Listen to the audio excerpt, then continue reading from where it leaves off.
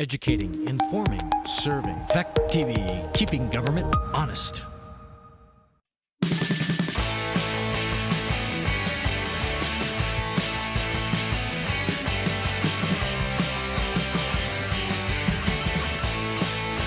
Good evening, everyone. It is now 6:06, and we're down in the lower theater. This is the Town of Rockingham, Bellows Falls Village Joint Board meeting. It's 6:06, like I said, and thank you for those of you who are attending via Zoom, and anyone else who doesn't feel comfortable coming in. I'd like to call the meeting to order. I would like to approve the meeting minutes of March 30th, 2021, but it does not appear that we have them, so we'll be moving past those. And any additions to the agenda for routine administrative matters and or pressing matters that will require ratification at a future meeting? No addition, but a thing that just came on saying there's no sound. Somebody watching on Zoom, so I don't know. Fact TV says yes. Now someone says there, yes, there is. It's on Fact TV. Oh, okay. That came up on the chat, did it? There you go. Hello, Joe, I can don't know you if hear? anybody can hear us. I can hear you. Can you hear us? Hi, Chuck. Hello, Joe, can you hear us? You cannot hear it. Apparently not. Bonnie's having trouble with the Zoom. She's not in either. So. All right, I'll mention it to the guys here. Thanks. All right, so they're working on the sound. We'll wait a minute, I guess. Bonnie North is trying to get in on Zoom and unable to do so. Well, I'm not sure the other people were able to use the same address. In the rooms. Is Bonnie's name up there? No, it is not. Just go to the website. Yeah, if she just goes to the website, try again. I don't know. Since Mike and Joe were able to use the same web. They're on. Yeah, they're here. Back TV. Okay, can anyone out there hear us now? Just checking. Oh, awesome. Thank you. Okay, thank you. That's what I wanted to check on. Okay, all right, good. All right. Yes, I will. Thanks.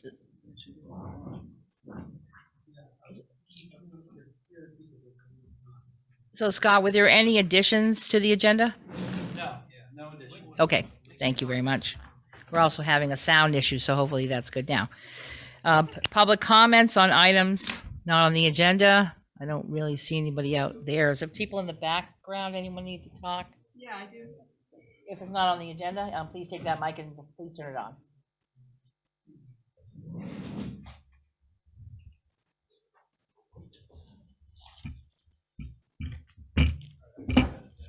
Okay. Hi. Good evening, everybody. Laurel Green. I'm a member of the Energy Committee, the Conservation Commission, and the chair of the Sustainable Rockingham Group.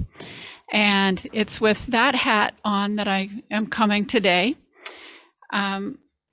First of all, I just want to start with a personal question. How have you been sleeping the last 3 nights? Anybody having trouble with that? These are what we call tropical nights, when the overnight low doesn't get lower than 68. And historically, we would have 5.5 of those a year, and we're having 5 of those this week, thanks to climate disruption. And so just kind of wanted to bring that to your attention. When the global warming, now when it, we're at a level under 1.5 Celsius, as it progresses and we get close to 4, we can have as many as 38 tropical nights a year. So just something to think about in our jobs, in our roles as people who are leaders of the community. We need to be planning for the effects of climate disruption, climate change that are already happening. And so that's part of why Sustainable Rockingham is collaborating with the library to bring Blue Sky Days. It was an idea that Scott Pickup shared with us, and I mentioned it when I was here 3 months ago at the last joint board meeting. Just wanted to let you know our Blue Sky Days program is coming right up, July 23rd to August 22nd. So it embraces the weekend of Old Home Days, trying to bring people into town. We have 9 community members, some of them leaders, and 9 storefronts who have volunteered to have displays of people's grab-and-go kit or a shelter-in-place kit that will be available for viewing. They're interactive. There'll be a coloring contest for children, and that's tied to a story walk with this book that I brought in today called I Am the Storm. And we actually need to ask permission, apparently, to be able to set up the story walk. The library's done these before, where a book is taken apart, laminated, and put on stakes. And we'd like to start at the, people call it the Hetty Green Park. I think it has a veteran's name too. I don't really know. There, and have the walk go to the library and end at the library. And so that's one of the things we'd like to do, have that up.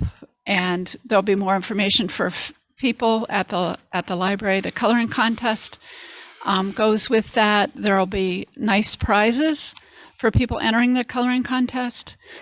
We'll have an introduction to the whole week with looking back at Hurricane Irene, which is almost 10 years ago now, and looking at what preparations people in our community had made and what preparations we still need to do, because floods and flooding are in our future because of climate change, because we live in Vermont.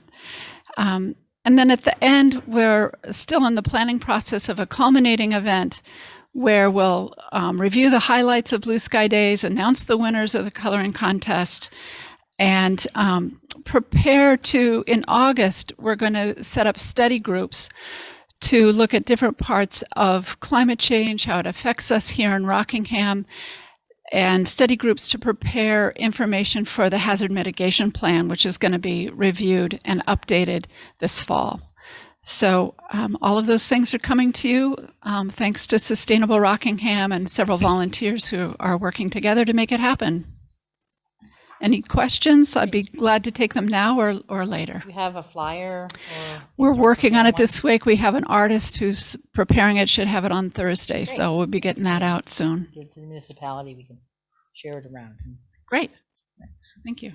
Anyone else have questions for Laurel? All right. Well, thank you for your time. Thank you. All right. Is there anyone else who has public comment? No, I guess we're good. I'm sorry, I have to crane my head around to see if there's anybody else in the room. All right, then we move on to the manager's report. Thank you. You get a couple of things. First of all, we're going to do another vaccine clinic. Again, that's going to also be around the same time as Old Home Day event, so it's going to be on the 31st of July. So it's that Saturday. Going to be at the police fire facility. We're going to do it from 9 a.m. until 8:30 at night. They're going to offer both Pfizer and Johnson & Johnson. My understanding is then there'll be a second Pfizer that will also be available at the firehouse on August 21st. Remember, Johnson & Johnson's a single shot. Pfizer requires 2. And the idea being is obviously if you have children, you're trying to get them vaccinated back to school, that'd be a perfect opportunity for you to get them vaccinated and have them done in time to go back to school, end of August, early September. So just an FYI, and there'll be more information about that posted as this goes forward, but we thought we'd just try to let people know. We're still trying to vaccinate as many people as we can. The July 7th meeting of the Select Board, we're going to discuss again the Depot Bridge and the conversation around replacement, realignment, as well as a pedestrian connection.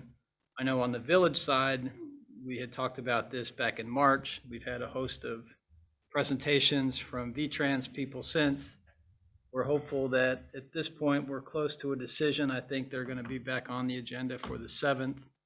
I'll certainly open it up to members of the Select Board if they just want to update the members of the village just in terms of where we are or any other things that you wanted to bring to village attention, since obviously the alignment and how this project's going to go forward is going to have a major impact on the downtown. So if nobody has anything else, I'll just fill in with the other information that we have. So Yeah. Well, I've been in contact with the engineers, and I've sent the email to Scott, and I asked him point blankly if we chose the on alignment option instead of the off alignment, would it be possible just to take the current abutments on the old bridge? Either option, we're going to have to take the old bridge out. So my question to them was, is it possible to take the current abutments down just to the level of the canal wall and put a concrete cap on top of that to reinforce the wall in place, so we wouldn't damage it when they're putting the piles in, if we're going to put the bridge there? And their answer was yes. Either way, if it take the alignment bridge, you can do it that way, but either way, when the bridge comes out, they can do it that way. So it and then in the course of that, I guess Gary Fox was having some conversations with the railroad in regards to development over on the railroad station, et cetera, and there was a comment that I thought was kind of funny, that the Green Mountain Railroad now wants us talking about putting a spur line where the off-alignment bridge would go, which would cause problems putting that bridge in. I have no answers to give you other than the fact that they did throw that monkey wrench, or a possible monkey wrench, into the fix. I assume Gary and Scott have been trying to get an answer from somebody as to what's the deal here. You know, are they going to do it or not? Well, they did do a preliminary design where they don't encroach in the right-of-way where they're talking about in developing the spur.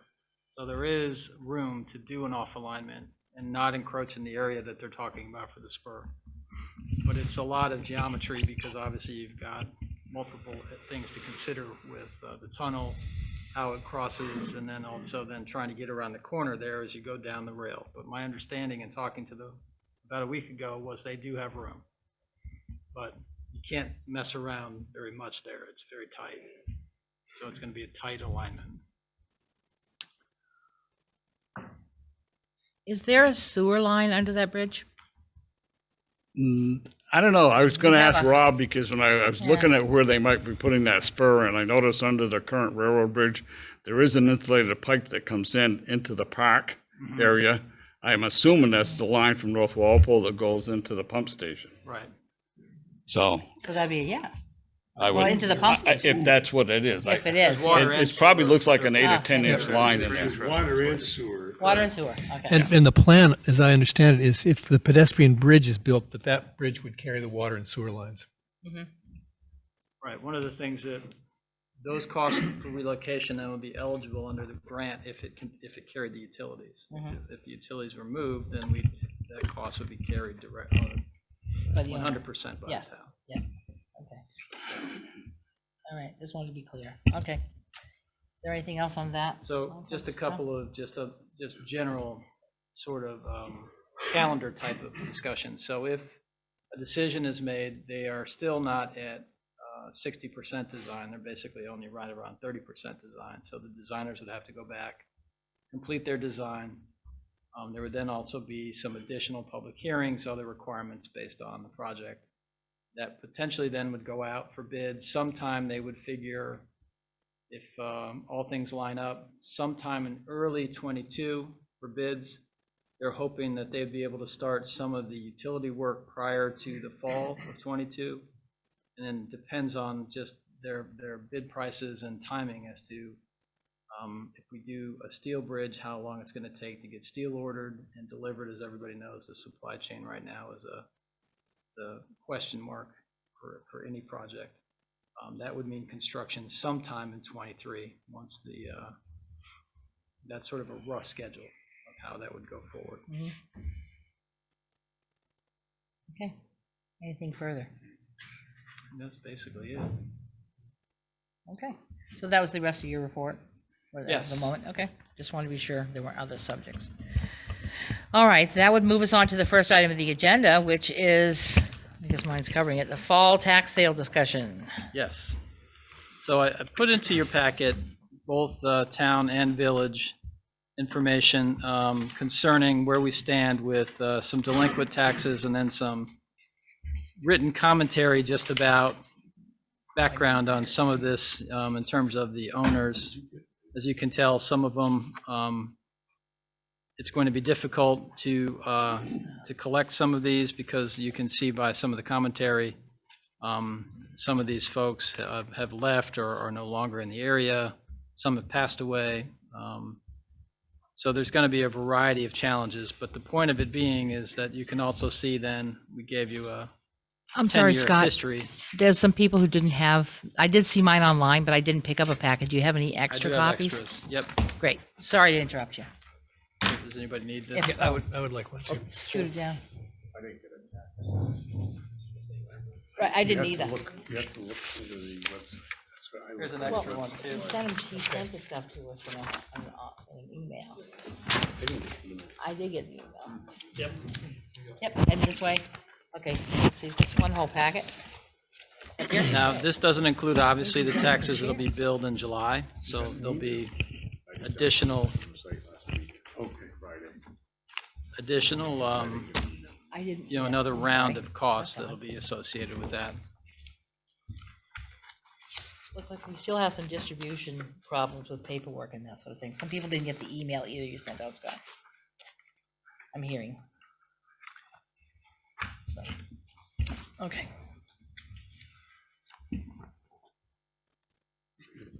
So all I'm asking for at this point is just some sense of if you want us to pursue a tax sale for the fall. The last one that you did was fall of 2018.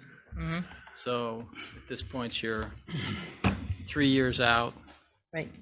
We're through the COVID period. I anticipate that any extensions or any types of holidays for payment will expire. I don't anticipate that they'll be reimposed. So the only question I'm asking at this point is if you want us to pursue it, we'll start to draft the process in order. It takes, as you well know, it takes a while to get all the notices. Right. We've been asking for 2 to plus years, and everything we got was some pushback. So I wasn't sure about the numbers on how many delinquents, the dollar of delinquents in village and town we have in reality. Peter's got, yes, Peter. Well, a couple of things, I guess. I'm thinking about this. I think we need to do a tax sale regardless of COVID or not. If you've ever looked in the papers, other area towns around us are doing them regardless whether it's COVID effect or not. Our situation seems to be it's the same people every year that are in arrears. Mhm. You get down every once in a while, the new one pops on, but mostly it's the same ones. And if they're under agreement, I guess if they don't uphold their agreement, I wonder if do we roll the agreement over and just continue on it? We don't even know how much agreement's being made for. If the guy owes $3,000 or $4,000 and he's paying $100 a month, well, hell, it'll take forever and a day to get somebody to pay back for it. So I think we need that information in front of us to make an educated decision, and then we need to find out. I know in the past, Scott and I have talked about this, and what I've seen is that Ray Bensuko has done these for years, and he knows the ins and outs, and he probably knows all the people that he's going to be up against in the situation. And he usually does a combination of town and village tax sale. So I have no objection to using Ray, as long as it's Ray that's doing the thing and not the second in command down there. Oh, Stern. Yeah. I know Ankuta's had experience doing them, and I think he does them for Springfield, but we probably have to. Steve's retiring, isn't he? Nothing I'm aware That's of. why. Well, that's what I thought I heard. I haven't heard that yet. I thought anyone who's got an agreement already with the office doesn't go on the tax sale, right? If they already have an agreement to pay and they're paying on time. Right. That's my If understanding. they're paying on time. If they're paying on Correct. time. No matter how. But once they Whatever it is. violate their agreement, they should be susceptible to tax sale. Exactly, I mean, yes, You exactly. just can't keep saying, Right. oh, well, he's got agreement, so he doesn't want to pay for 2 months, and, then we'll pick it up again because we never get Right. caught up. Right. So that's just my outlook on the thing. I don't know where anybody else stands, but I think, and I don't know if we're going to be able to do a fall tax sale because it takes about 6 months to get this stuff all the records searches change, and all title that stuff? searches. You're looking at a 6-month deal, so you're almost looking like a spring tax sale. So how did you plan that? Did you plan to use our attorney who we've used many years? I know last thing we had was that Shannon was taking the class. Supposedly that got done, but we still never moved forward. It was the intention, of course, was initially to save in-house money, right? But that doesn't seem like that's definitely not doable. Definitely now. not now. You need no. someone with the expertise to handle Right. delinquent tax sales, unless you yourself have that expertise. Sir. I could certainly do it, but what other 5 things would you like me to not do? No, I said that to be facetious. You want to list so them what out I here? want We can you to start do right is on to here. talk We'll to start the right off attorney. of this list. No, I hear you. Yeah. To be fair, I think we have to do it with an attorney to really make it work to go forward. And the only question really is, do you want me to pursue it with somebody to do a joint, or do you want us to do it separate? It's a decision. I think joints, my taking joint makes Joint makes more Do them all sense at to once, me. I would think, than do the joint, So would be my opinion. I think the next step is we'll consolidate this into a spreadsheet. We'll update after this July tax billing cycle. Mhm. So we'll know by August who hasn't paid, right? We'll know by August 10th. So I would think by September, we'll have a consolidated list of who is left over. left over. Yeah. And at that point, then I think we'll start in earnest to try to put together a full program. I think the last time you did 15 or 18 properties, I believe. It Mhm. wasn't a tremendous number. And I don't believe everything even sold. Oh no, of if I course it re- didn't. Yeah, so, They're still delinquent. right. So I think a lot of these are repeats, and, we'll probably be in that same ballpark, quite frankly. I have a question, Deb. Yes. What will the legal expenses be? Can we have a ballpark figure about what it will cost us to do a tax sale? He'll have to look and see how many parcels he has and what his, each one takes a certain amount of effort. So I think I'll get a ballpark once we get that August number. Did we send a warning out first before we do all the legal Oh, work? yes. Oh, there's a tremendous amount of Posted in the required, paper and yes. online and, multiple outreaches in multiple ways before I think you Wade can had do it the as well. sale. Okay. Yeah. No, I'm just gonna, so you would agree with Peter that all follows through would be like next spring? I think to be realistic, we wouldn't probably have the actual sale till after the first of the year, Okay. sometime. Yeah, sometime I would think between January and March, we'd probably be doing the sale. Here. In response to your question, Rick, on the legal, when the sale is consummated, the legal fees are tacked on to the amount of the person of the taxes that are paid. So we It's get that money recoverable. back, but we have to pay the attorney. Correct. It gets paid back on top of it. So, Great. if the property doesn't sell, then yeah, we're in the hole for that we didn't sell. If But, it sells, we recover. right. Great, Yeah. thanks. Just so you know. That's helpful. But it's a process. It does Yeah. not go, it does not Just go go slowly. quickly. It's Go a fast, long, yeah, I know. laborious Not a process. quickie, no. Yeah, we hope that people will be having a heads up that they're going to go to tax sale will actually pay their bill. Sometimes people get motivated. Yeah. It does awaken some people. Some people it doesn't. So, all right, that's the sense, and that's how we'll go forward. Okay, I guess it is. All right. Item number 2 is Finance Committee discussion. So thank you. So obviously, we're in the process of a transition, and one of the things that I think would be helpful as we go forward is asking a representative from each of our boards to work with me on a variety of issues that some relate to our current practices and things that we need to do better.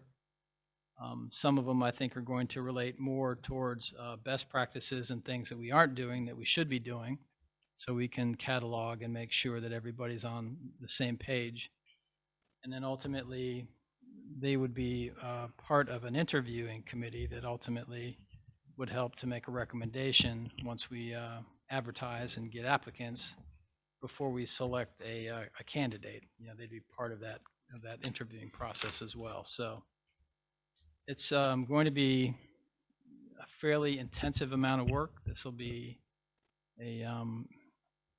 I think it's going to require, on top of the regular effort that you put in, I don't mean to downplay that, but it's going to require some additional real time to get through this and I think get us in a better position so that we're not going to repeat some of the mistakes. And part of that is, and you can read the update from Nemrick and some of the things that we've been working on, so you can see there's a host of items that we need to update and improve. And some of them are basic. Some of them you've been complaining to me about since I started, and allocations of expenses, recording of revenues in appropriate categories, and making sure that when we do our monthly financial reporting, that you're getting at least the most accurate snapshot we can give you of that point in time. So that's a challenge to get to that point and reestablish those benchmarks. We certainly have some work to do in terms of our capital financing and capital budgeting. Some of the issues that I think have bedeviled some of the boards relate more towards that, because we've borrowed quite a bit of money and have obligated ourselves to payments, and previous boards have done the same. And we're reaching a point where some of this debt's going to be dropping out in the next couple of years, but we've also accumulated other debt that's going to be carrying forward. I've asked the bond bank to come in and work with us on some issues that relate to the water and sewer rates and utilities and the debt service in those, to make sure that information is allocated appropriately and that the board has a clear understanding of what's required to meet those obligations. So at this point, it's really more of a general question to both of you as to how you would like to proceed. I've worked with finance committees in other communities in the past. They've tended to provide, I think, a deep dive into an area that requires, intensive amounts of interest and participation, but I think they serve the boards well, because they are then able to, I think, bring information forward to elected officials and ultimately to the community.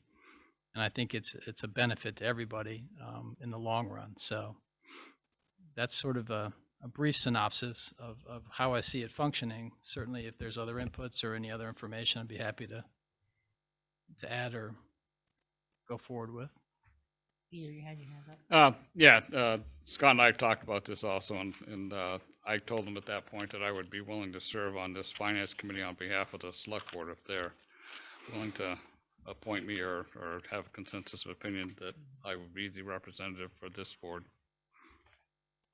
I mean, I initially said one member. We could certainly, I'm not sure as long as it's no more than two from each board, then it doesn't require a noticed meeting necessarily. I think once we get past three, we start getting into public meeting requirements and notice requirements. It gets to be a little more difficult for us to get the work done. So I initially just said one, just because that was just an initial number. It could certainly be more. Yes. Would the full board meet with the finalists for the finance job? No. I've never really worked with you guys yet on large scale employee types of new recruitments, but I think in this case, because of the history and because of I think the idea that we want to reestablish some of that baseline credibility, I would probably bring a candidate in and have a conversation with both boards. Well, you have before had some making experience. It was yours. before making a final decision. Yeah. Thanks. Yeah. Anyone else? have any- Well, I'll volunteer for the trustees again. But you picked the last one. Oh, yeah. I'm talking about the finance committee. Yeah, I'm talking about the last finance director. If you want to be on the search committee, you can be on the search committee. Well, it's according to Scott's last communication, it's for both, right? It's Well, I would finance think they committee would that certainly would sort of roll from one thing into. They'd be part of Search the committee. initial review, and then obviously I'd bring a finalist in to meet the entire, the entire joint. And I still Thanks. think that search committee did a good job. In fact, Cynthia was on that search committee from Nimmer. She was on that search committee. Right, but was that her selection? I don't know. So that's something It was that was the- something it in the was past. manager's decision. No, yeah. Yeah. Ms. Susan, did you have a question? No, I mean, I was just saying It's another discussion. Yeah. I would like to ask if any of my other trustees would be interested in taking on this task.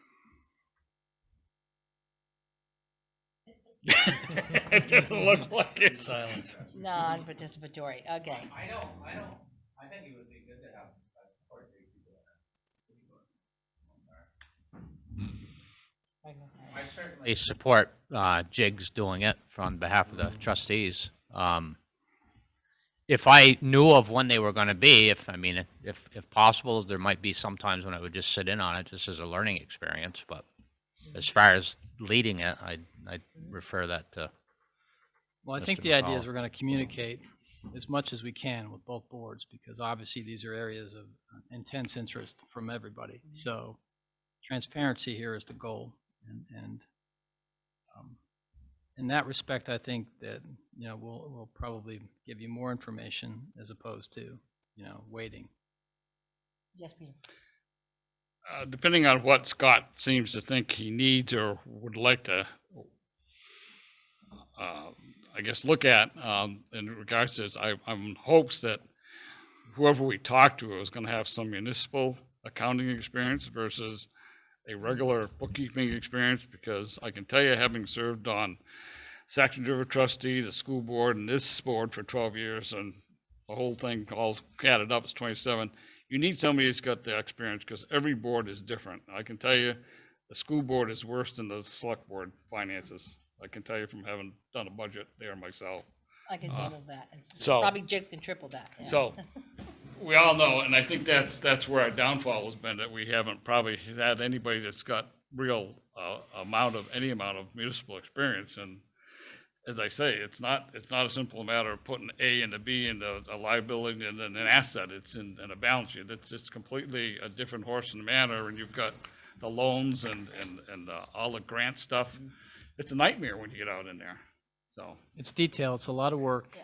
and it's a lot of important decisions, right? Because at the end of the day, we're asking taxpayers for real money, Real money. to deliver real services. So, yeah, it's a real important position. I agree wholeheartedly. So Peter, would your board like to? So move I will on just that? ask the board if they have, anyone else want to take this on? I mean, I wouldn't mind being involved, but I think keeping it smaller is better, and if we're gonna get completely informed Yeah. as you go along, I think that's fine to have one. So maybe you should make a motion and have it. I'm sorry, and then you can No. discuss it too if you have additional questions, Rick, sorry. No, I move that we appoint Peter Golick as the representative to the Finance Committee for the Select Board. wait a second. Discussion? Rick, you had some questions, so you can do that now. no, it was on something else. Oh, I'm sorry. Wait. A different matter, or? No, I Okay. just want to wonder what's happening between now and the time we hire somebody new, but that's Oh, another question. we're using Cynthia from Nimerick. Right. And that contract is set. Yes, we have a contract with them already in place. Oh, She's good. been on site to start a whole host of items, which is part of that I just read that. attached list of tasks and If there's no Good. further All right. discussion, I will call the question. All those in favor of appointing Peter Golick as the select board representative to the finance committee would say aye. Aye. All those opposed? Guess I'm on. You're all set. Okay, so I entertain a motion from my board. I move that we have Jigs McAuliffe be the representative for the trustees as to the finance committee. Any second? I'll second that. Any further discussion?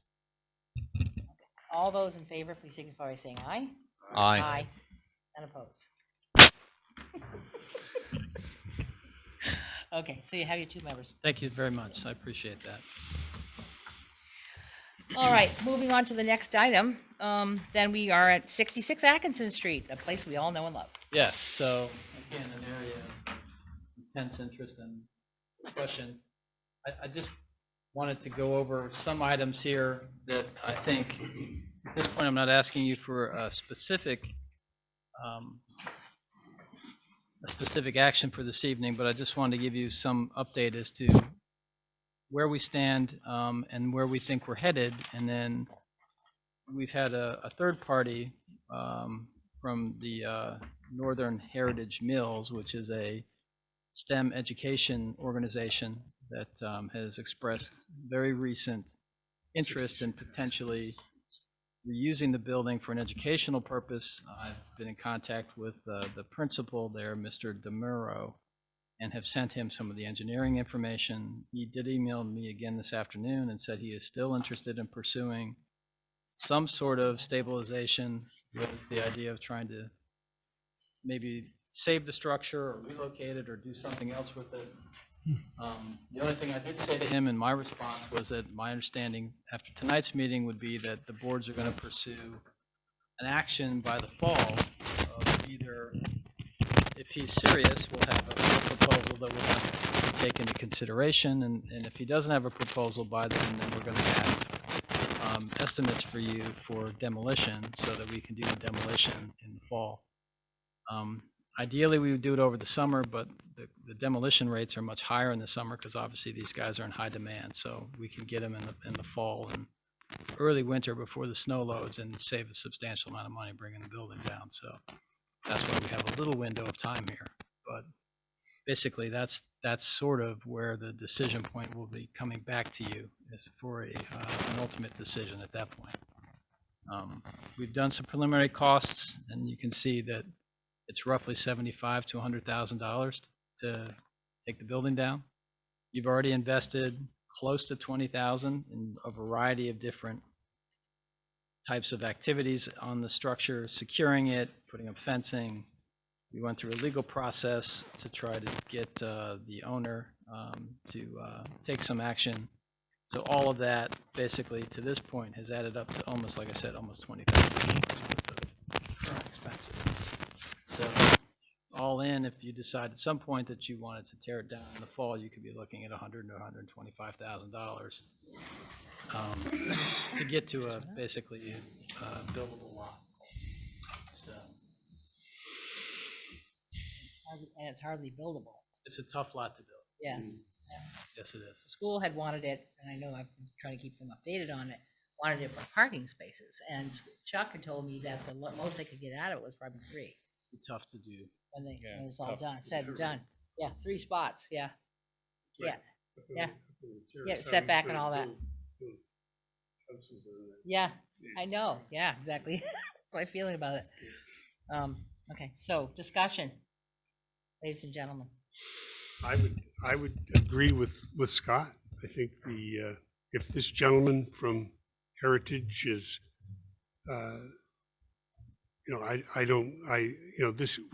he would be talking about, 7 figures, easy.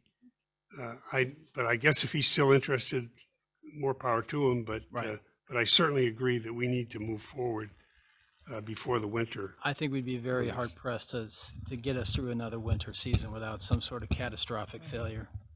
And seeing that parts of that structure or that whole roof come off or that tower come down, I mean, you can just imagine some of the disaster scenarios. So, not great.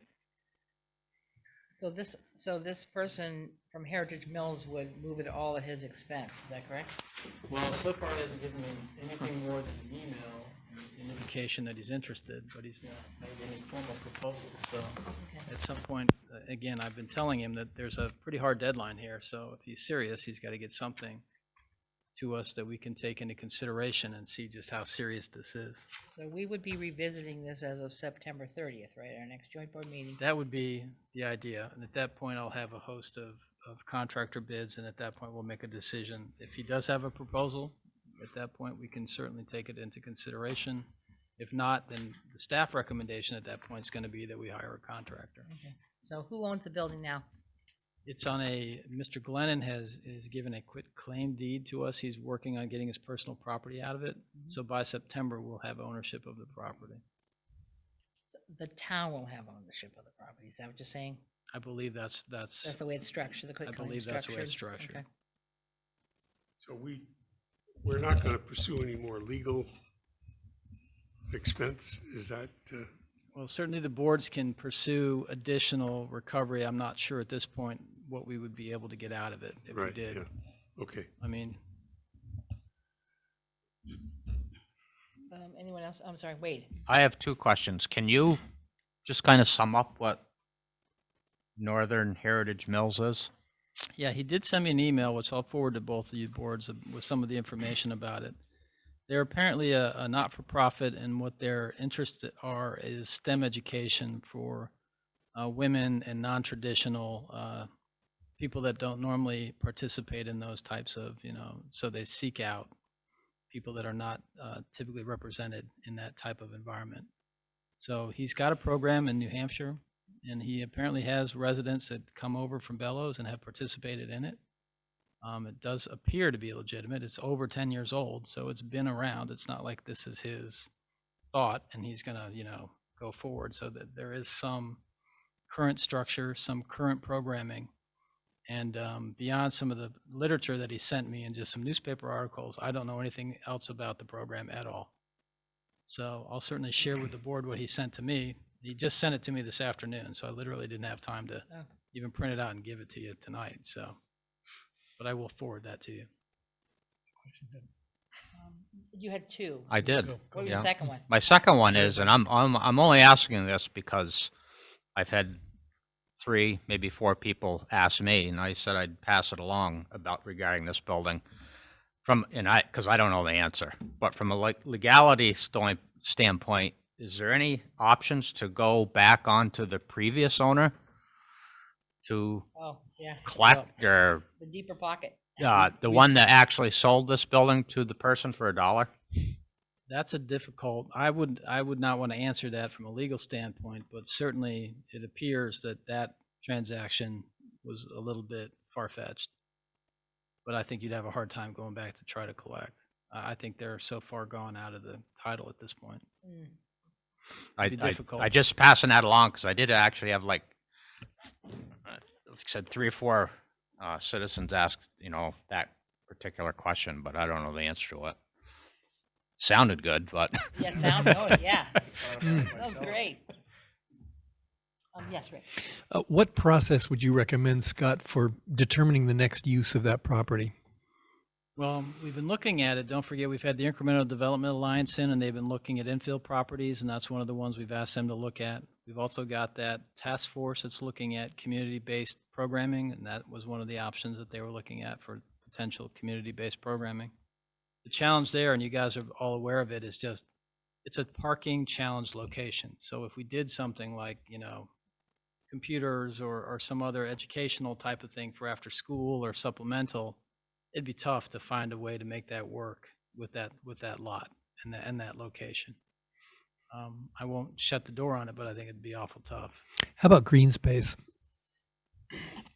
That's a tough intersection. People are always looking, trying to, sight distance is always helpful at that location. I get constant complaints about traffic and people not paying attention to the traffic control there. Yep. So yeah, I think green space at least would be helpful from that standpoint. From a sight distance standpoint, it would certainly improve that.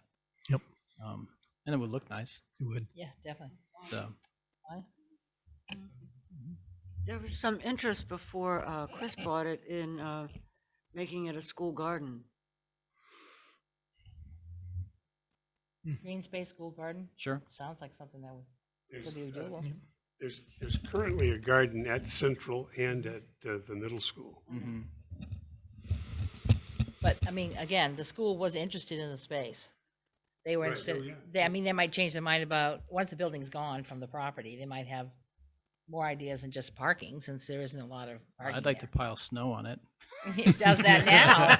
That's a horribly unimaginative use, but it's It pretty is. damn practical. Yeah, if it wasn't so close to it wasn't at the intersection, that'd be a great place for the kids, How about a dog park? There's an abutter to the north. That's an I don't idea. know if that property would be interesting. Yeah.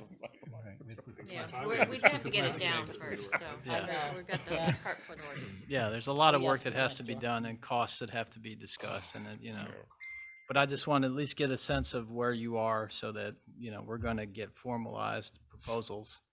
And for that September meeting, I'll be looking for a decision at that point. So we have $40,000 in an account for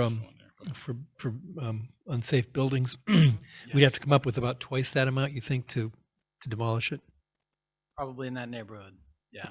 And where would that money come from? Well, if our friends,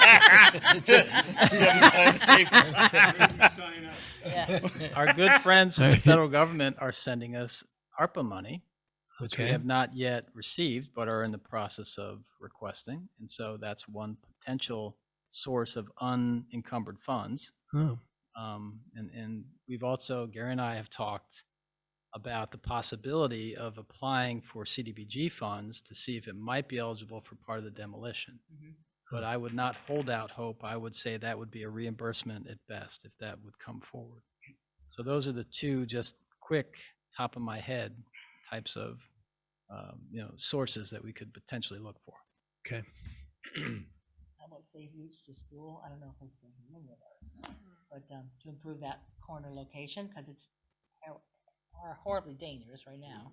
The building's gone, possible monies to take it down and improve the signage and those other things at that intersection might not be a bad idea to look into.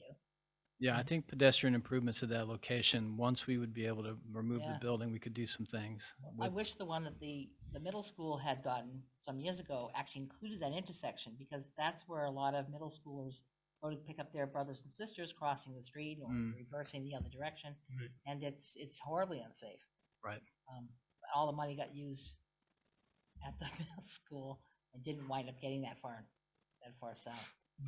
Yeah, I think we could do some redesign there and make it hopefully a safer intersection, because I do get quite a few concerned parents and other people that are really concerned about just bad behavior at that intersection, unfortunately. So, Yes. One of the last question of Scott is this list of expenditures for that property. yes, Does this include the work that was done for asbestos? it includes everything that we've done so 4,000 far. something. The asbestos phase, the study and removal, it includes all the fencing, it includes the Yep. legal fees, it includes all basically everything that I could find that's been expended to date. So I thought, yeah. Yep. All right, thanks. Anyone else, or we'll wait to hear in September? Or sooner if the building decides not to stand? Yes, sooner if we get a more detailed and proposal from this interested third party. Yep. And then also, we'll have a host of information to present to you about demo options and costs. So I think the goal is to have a decision in September, so we can then try to get a portion of that structure down before the snow comes. I'd feel better if that roof and that tower were down. We're gone, yeah. Yeah. Okay. All right, then we move on to item number 4, which is the automated vehicles resolution, and Joe Segali and Mike Obahoski have been so patiently waiting on Zoom. Good evening, gentlemen. Hello. Can you hear me okay? Yes, I can. Great. So we have here before us again, the resolution to allow testing of automated vehicles on town highways. I think Susan and I talked maybe once on some of these issues. We have passed around to our other board members information that we received from you and others in order to educate them as much as possible and to allow an opportunity for the board to discuss this here with the resolution before us, and you gentlemen as well. Comments from the board members on this issue? Have you read the resolution? Okay. Yes, Um, Peter. I would propose that we would adopt this resolution. Simply that on a case-by-case basis, and the application of the opportunity to do testing is at our discretion, as I understand it. The only objections to that rule would be Atkinson Street, which is Route 5 anyway, and the state highway. From what I understand, you have the authority to operate automated vehicles on that particular road without our permission or whatever, I think. Is that correct? That's right. That's a class 1 town highway, which I think Right. it is. Yeah. But all other town highways or whatever, we could put restrictions or or whatever on whatever came out. I mean, I have some with a recent rash of crashes that we've been reading about in the papers and on TV about these vehicles. There are some questions, I guess, maybe going forward that we would have to know, but such as what they can actually sense, such as crossways, crosswalks, etc. Especially if they get faded in the wintertime, or if they're covered over. If they're not plowed yet, there's just a variety of questions that would apply, I would think, but those are all safety related issues. So I don't know what the response would be there. Yeah, those are all legitimate concerns. I would say that overall, what automated vehicles need to be able to do, and they may not be completely there yet, is they have to be able to perceive the roadway environment just like in the same way that a human can, and be able to react to the conditions accordingly. And I think for sure they're doing testing in better weather conditions around the country and in places where the line striping doesn't wear off, for example. But that's part of ultimately they're going to have to be able to deal with all those conditions, or they're not going to be ubiquitous, which is the ultimate goal of it all. I guess the goal here is to see to allow those vehicles to be tested in Vermont, so we know that they can operate in our conditions. So what does this bring to the town of Rockingham and the village of Bellows Falls? What's the benefit? I'm sorry, I couldn't hear that question, if that was for me. Yeah, I'm asking what this brings to us as the town of Rockingham and the village of Bellows Falls. Oh, okay. With those questions and that uncertainty, why would we want to subject ourselves to that? Yeah, well, before I answer that, I probably didn't totally answer the first question, which is just to clarify, you do have the authority to pull your approval at any time in the process. So if a tester comes along and is proposing something and you're just not comfortable with it, you can withdraw your approval. But as far as like what's the benefit for the village and the town, the two villages in the town, I think that's part of a question that maybe you need to answer. But I know just with conversations with Deb, it's thinking about serving your citizens ultimately. Maybe there's a revitalization strategy around it, running a shuttle that maybe connects from the island to downtown, or a shuttle that can work, that can connect the rural areas of Rockingham to, the more built up areas in Bellows Falls. There's different sort of use cases, as they're called, that you could certainly test out. And the question is, I can't answer that for you. Is that something that you could potentially be interested in at some point? And allowing your citizens, to try out this technology and see if it fits into what your plans are from a transportation perspective for your community. Does that And answer? you would be concerned, especially about people who are on the lower end of our economic structure, and making transportation on an on-call basis available to them, which research has shown when people are put in that position where they can travel wherever they want to travel, that they make wise decisions and a lot of money can be saved.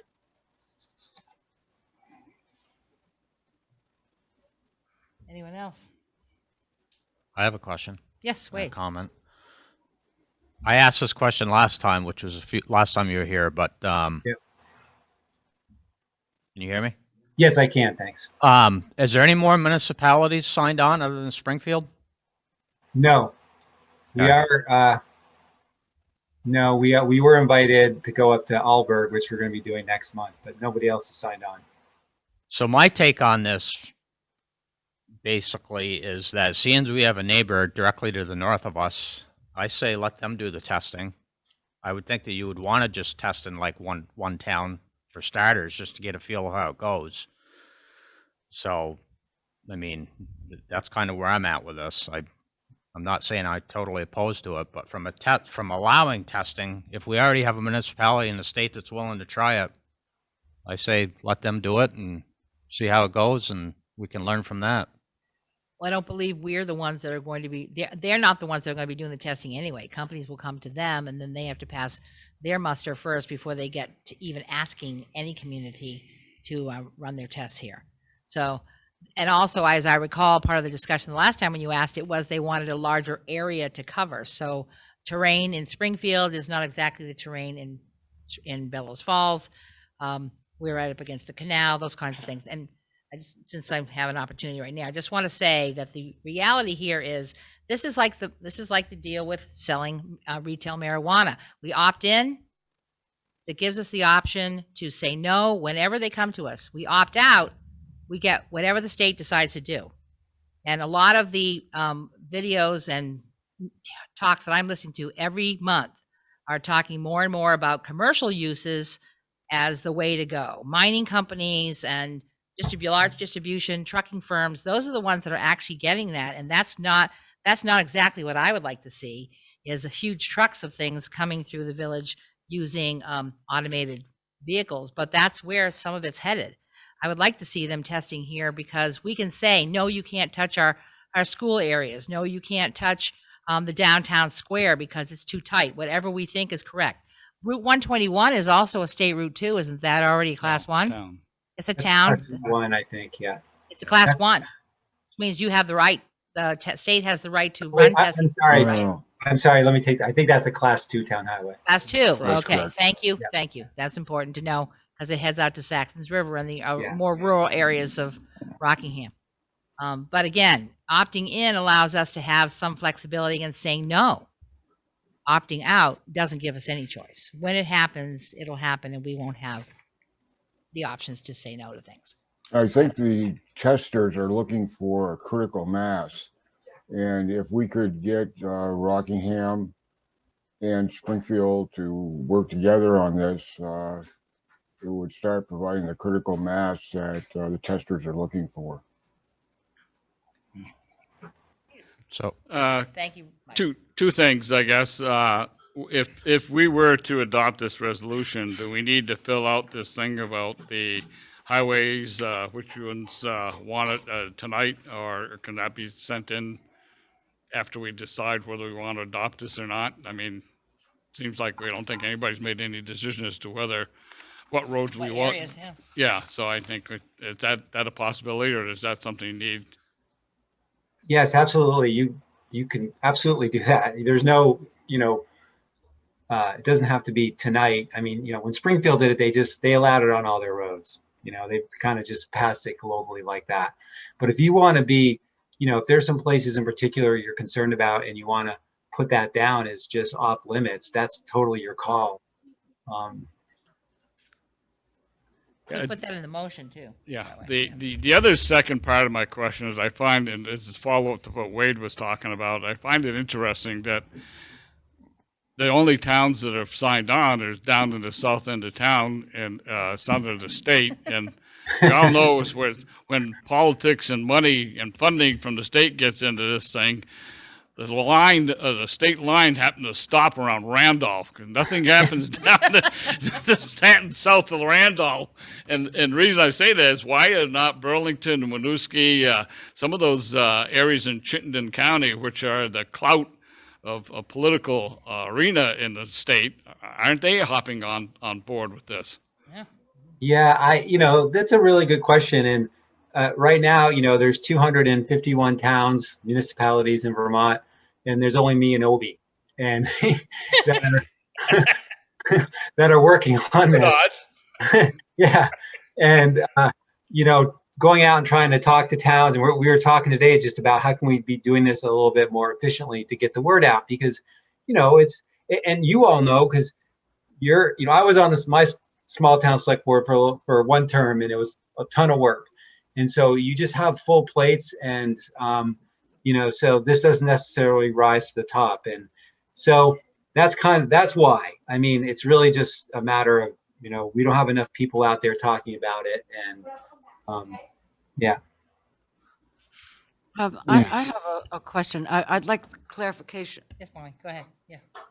Just want to make sure I'm sorry. I thought he was finished. I guess he is, yeah. Oh, okay. About what you said, Deb. You said if we refuse this resolution now, we don't have an opportunity later to say no to anything. But you're just talking about testing, Yes, that's Right. all. just Yeah. testing. And being So- able to say now, you can't test here no matter when you come. And even when they ask us, whenever they get around to it and they want to apply to our community, we can add other roads if we Right. find them But needed. if we really don't want it, Yeah. then we don't want it. Now, you said something about unless we approve this, we might have commercial trucks. Well, they already have access to Class 1 and Atkinson Street, which is a very residential street. I understand It's that. Class 1. But how does our Right, regardless of that. approval or disapproval affect that? It doesn't affect Class 1 roads at all. No. But it would affect Class 2, 3, and 4, like going Right. up 121. If we thought that was too sensitive, we could say no. Right. If I'm not saying that in the future, and they could say the same thing, in the future, there might be another opportunity. Right now, they're initially asking, and we can say yes to some roads and no to other roads. Right. Whenever it is they get here, 5, 10 years down the Exactly. road. Exactly. I mean, if we only But- get if they only get 2 towns, how long is it going to be before critical mass, as Mike was saying, actually is reached? I don't know. Right. So it kind of sounded like you said if we don't approve this now, we kind of sunk. No, I'm only No. saying that in the future, if the state passes other rules about different classes of roads without our input, I mean, this is also input, that they But could if say our yes input- to Class 2 without our saying, no, we don't want that. Well, what I'm I saying? think by not approving this, we would be pretty much blanketly saying we don't want that, right? Doesn't say any of that. Right now, they get Class 1 if they pass Class 2. If other communities say, we don't want you doing Class 3 or 4 Right. roads, okay, so the worst roads we might have. Right. Okay, if every community said that, well, then the state wouldn't take access to those. They'd actually talk to each community. I mean, that's what I'm speculating.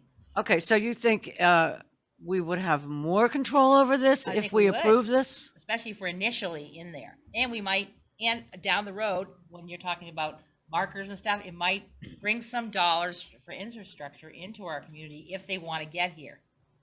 So, Okay, that's all. that's your logic. I get that. It looks like Jeff wants to talk. Okay, yes. But, No, it's just, Goes to your question, Jeff, is what's the benefit if there is any? right, and she says she's speculating, it's so. speculating, Yeah. it's Right, speculating. so, I mean, Yeah, it's and they can only speculative. do the same, right? I just look at, what our priorities are and, do we need to demonstrate that we're a leader in this technology at this stage of the game when the technology is, from some of the initial meetings and what I've read, it's like 10 years down the road, this may be something that we have in our community.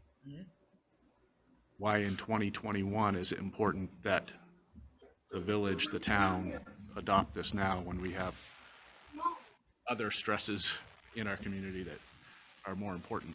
Okay, let's put it this way. What's the harm in saying yes? What's the harm in saying yes, and 10 years down the road, they'll come back to us and say, hey, we're ready to do some testing now. I would say And by that, then, a lot of other communities have also opted in. I would say that it's another, burden on limited resources as far as safety, and, down roads and monitoring this thing. Plus, in 10 years, there'll be more information gathered. I think that you are talking about two different things. What we're talking about is the art of testing, of bringing along a new technology and testing it so that it works wherever. And if it can work in Vermont, it can probably work most anywhere. Deployment is the other word, which means taking the product and putting it in the marketplace and having everybody able to use it for the benefit of humanity, hopefully. In other jurisdictions, in a number of the provinces in China, the companies there are having 1,000 vehicle groups that they're sending out that they are used like a hail taxi.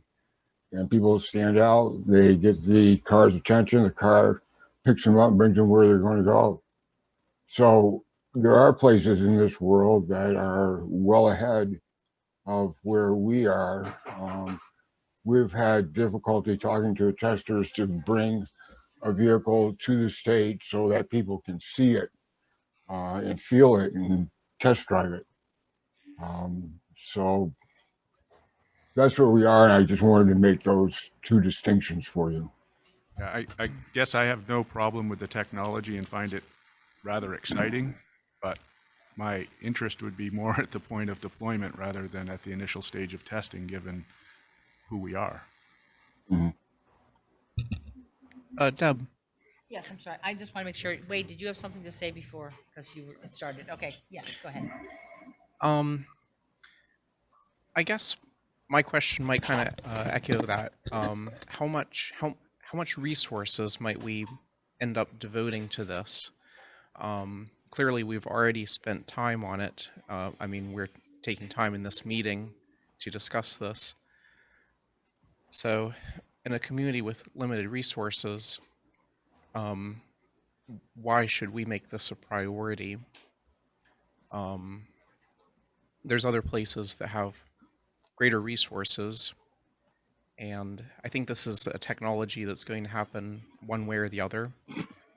So I guess I would just wonder why we should be the ones to step up to put resources into figuring this out. Because We're not spending any resources. Not Essentially, spending, it's just time. Right, it's it's not time. financially, it's time. It's time, Right, which but is how much valuable. time will you put into the future? It's like having a child and expecting that you're going to have to raise them. That's 18 years of your life. That's nothing compared to, that's a lot compared to what we're talking about here. I'm simply saying, do we want to put our hands on the reins, or do we want to just let it go by us? And I want to, if you don't mind me just adding, Yeah, Joe. I think, the state anyway is not asking you to lead a test. I mean, that's certainly something you could do if you wanted to and could partner with a tester. It's really up to the testing entity to do all the work that's necessary. That definitely would mean coordination with the village and the town and everything like that. But, and we're pretty clear, we're very clear in the guidelines that we develop that say, there can't be any cost to the town. And unless that's something you wanted to invest in, like if there had to be some changes to the infrastructure and really, like, I don't know, thicker lines, wider lines, for example, might be something, that's not something that you would pay for. I mean, the answer is no, you're not going to pay for that. And if the testers want to do it, they have to implement that and pay for it themselves. Just like a developer, if a developer wants to develop a new building, sometimes they have to pay for the improvements to accommodate that building.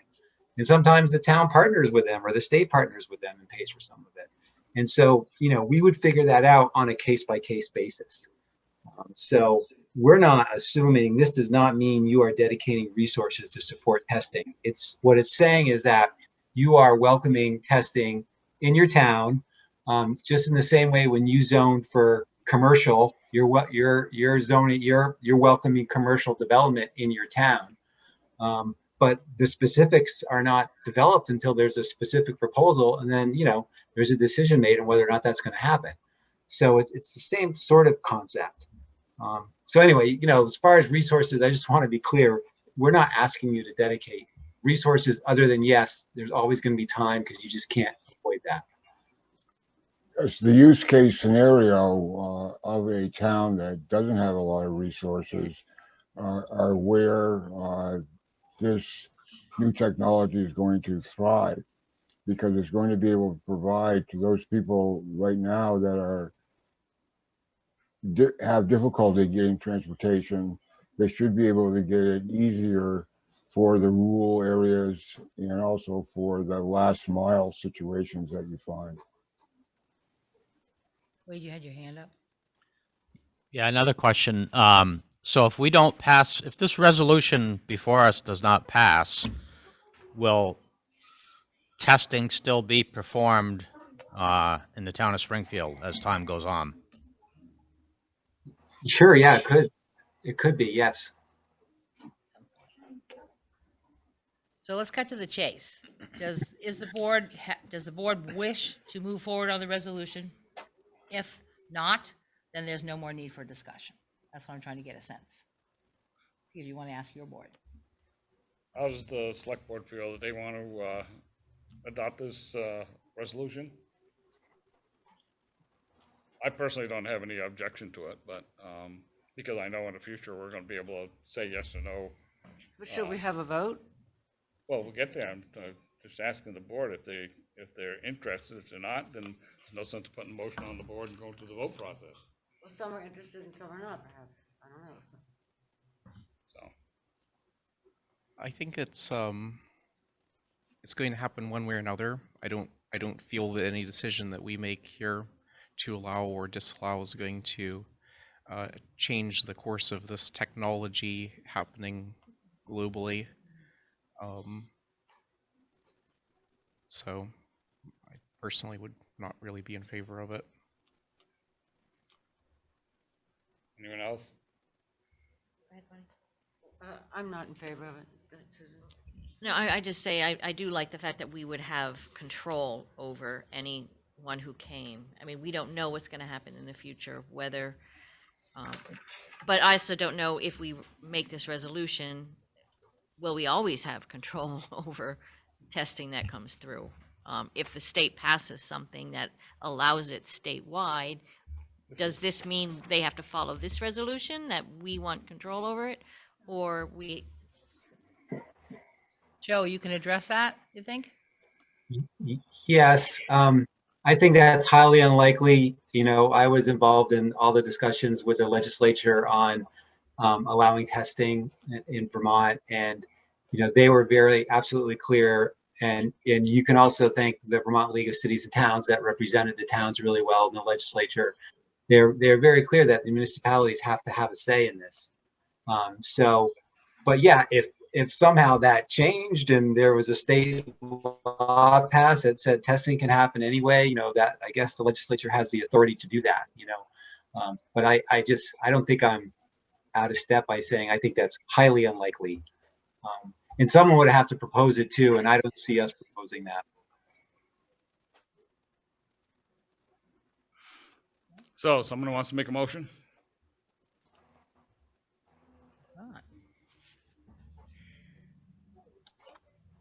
Hearing none, I guess it's over to the village. Okay, so what does the village of Bellows Falls think? I'm opposed to it at this current time, so I'll make a motion that the village corporation does not pass the resolution to allow testing of automated vehicles in the village.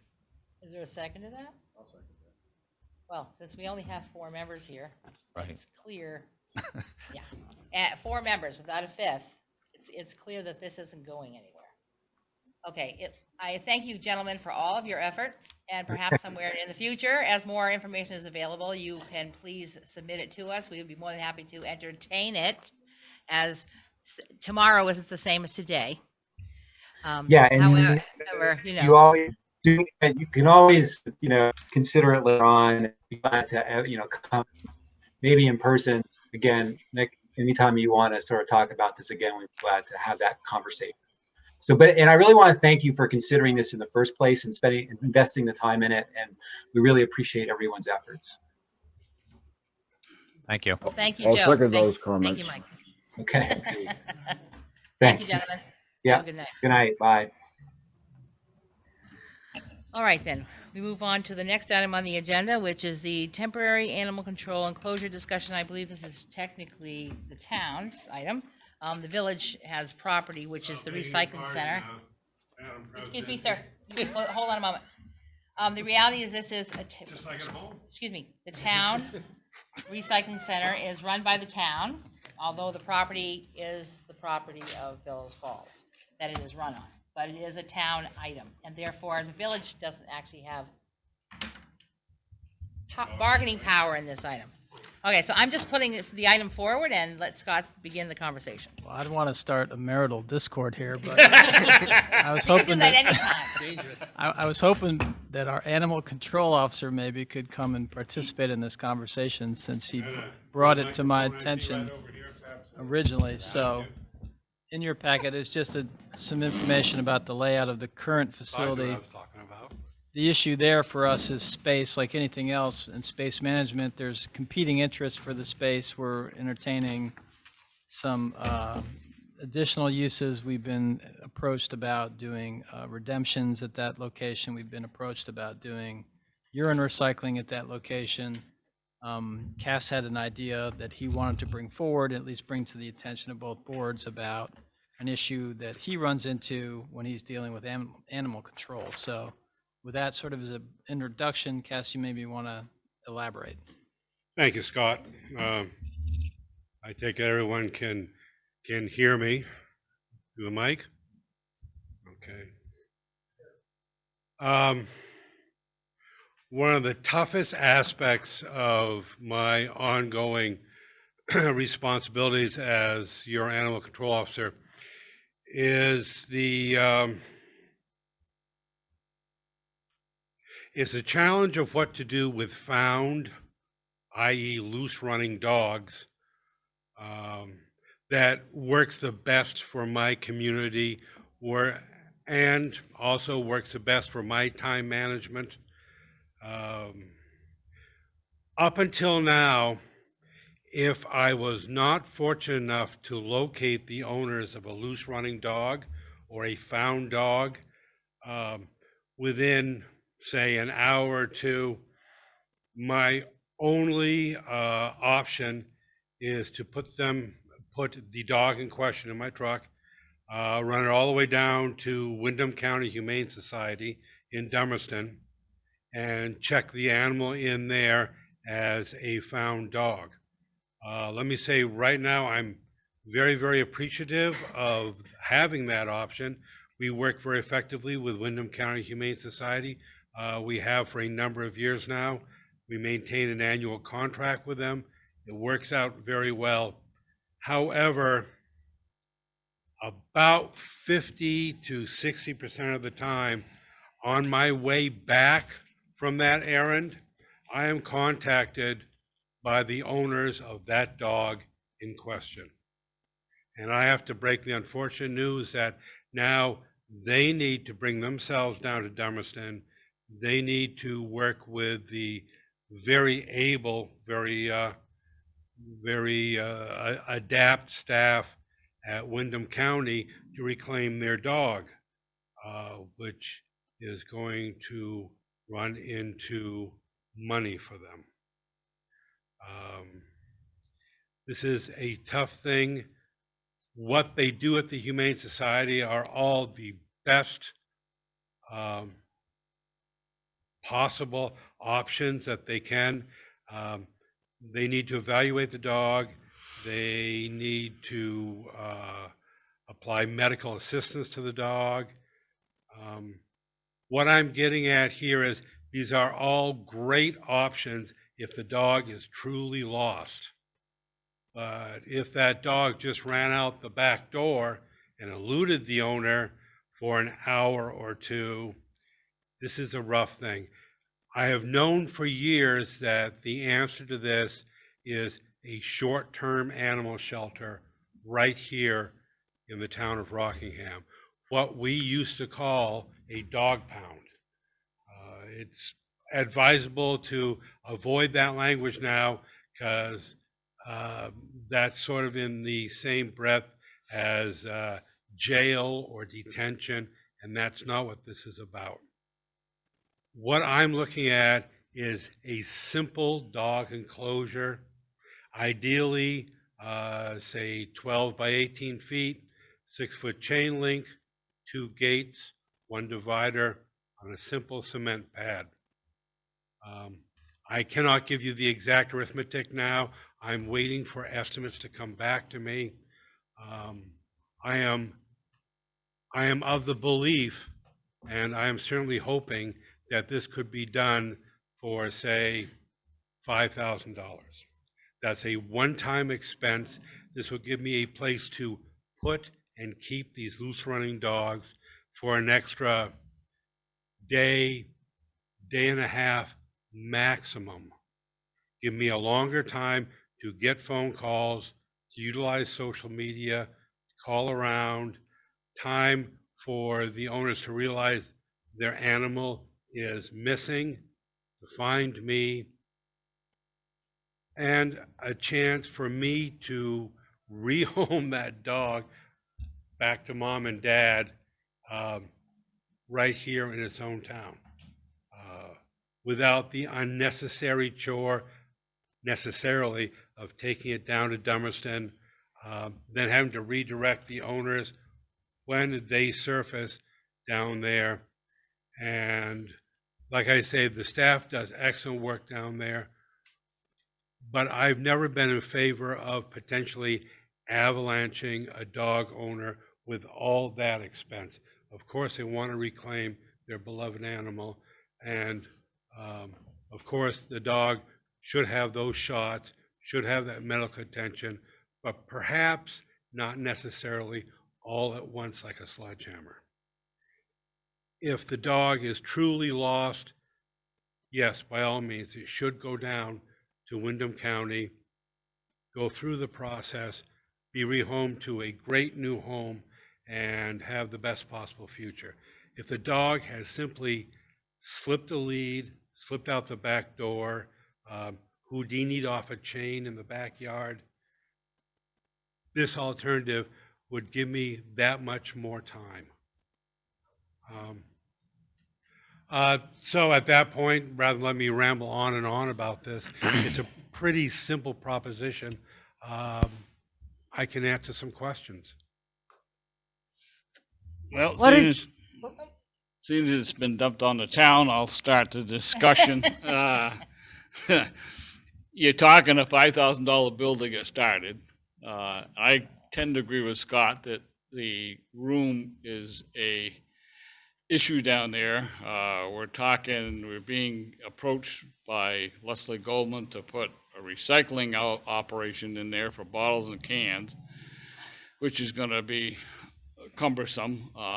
And Redemption Center? yeah, Okay, that's what you mean. that requires hiring somebody to be there. It's a cash situation.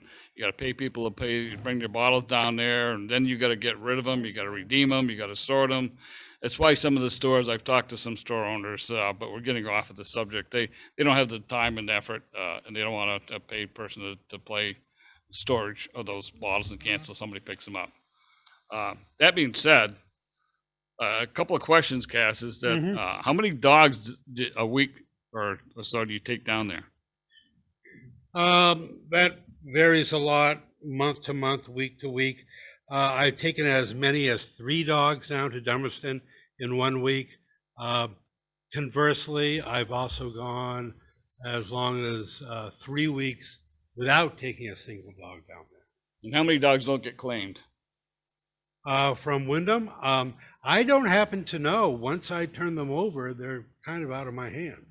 Okay, so now, I can tell you that about, I would say, 1 out of every 3 dogs I take down, I get a call on within 24 hours saying, "Hey, where's my dog?" So when they're down to the Humane Society, they're getting fed, they're getting treated medically, et cetera, and all that, and that just adds the bill to it. I understand that. But if we did it, what's going to happen here? Are we going to have to the expense of feeding the dog and taking care of the dog? Well, that's one of the reasons why I'm targeting a retention time, ideally of 24 hours, maximum 36. On a good day, no more than 90 minutes. All I would do is secure them, provide the most basic overhead shelter, and water. And that's it. That would have to change a little bit in the wintertime because of the weather. But basically, I guess a single adjective I can promote this on is minimalist. Basically, that's giving me a couple of hours, maybe an extra half a day, to find out where that dog belongs before I need to take them down the road. The other question I would have is the liability issue down there with chain link fences. As you know, animals will attract people and kids. They go over there and trying to familiarize themselves with the animal, and they get bit in the process. Then they go through the whole process, Has the dog had the shots, rabies shots? If not, then the liability becomes on the parent, or does it come back to the town and say, let me turn that on its head. so. What would you do if a bored, idle kid wandered in there and fell in one of the compactors? That's why we have people there manning those compactors, and they're closed. No, I mean anytime. The doors are closed. On a Tuesday. And I can tell you now that I've seen there in my term of volunteering down there, that we've had people come in after the things are closed up and wanting to throw material in. Well, that is certainly a matter of security. So. I guess, again, I would point out, right now, the entities of the town of Rockingham and the landlord of the village of Bellows Falls feels secure about the liability of our transfer station. I don't think anybody's laying awake going, oh, what if this happened? What if somebody wandered in there? What if somebody was fooling around the roof, fell off, broke a leg? We're not, I mean, I'm not trying to dig a trench around what you're saying. I'm just saying, right now, what kind of security does our transfer station have? And what if somebody went in and broke a leg? Well, then we have a big problem. But imagine that problem. Are we ready to shut down our transfer station? Chain link, cement pad, padlocks, gates. I don't see how I can make that any safer for the community. If you feel that it's an undue liability, by all means, say so, and I'll hit on Plan C. This is the best that I can come up with. It is the least I can come up with that could make this happen. And it's again, I'm not trying to to wring my hat in my hands here, but it is a problem. I try to maintain very, very good relations with my community. I'm not running down the street yelling at people about tags on collars or any of that business. I try to be an educator first. I try to keep good, warm, cordial relations with the community. But it is really, really rough when I carve out the time to do the right thing, take the lost dog down there because I don't know where they belong.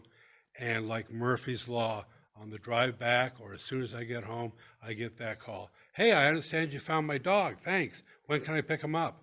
Uh-oh. And again, if I had that extra 8 to 12 hours, I feel like I could solve at least 8 of the potential 10 of those occurrences. Well, first of all, they don't understand why I don't have them in my petting zoo in the backyard, which doesn't exist. But they're surprised, and then I go through the whole thing, and they're like kind of in shock. Sometimes it's like, well, why don't you just call me? Well, no tags, no collar. I'm not a mind reader. How was I supposed to know? And then sometimes they're like, oh, okay. And then the next day I get the follow-up call. Do you have any idea what it cost me to get that dog out of that humane? Well, that's why we have state laws about registration, tags, collars, Let me give you a Plan D. I'm not trying to be facetious, Sure. but No. 66 Atkins Street. Yeah. We're looking for a place Well, to put the dog.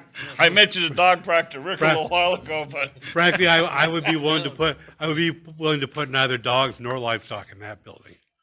I think that would be a noise issue going Yeah. over there. If they start barking half the night, and the neighbors would not be very happy, I can tell you.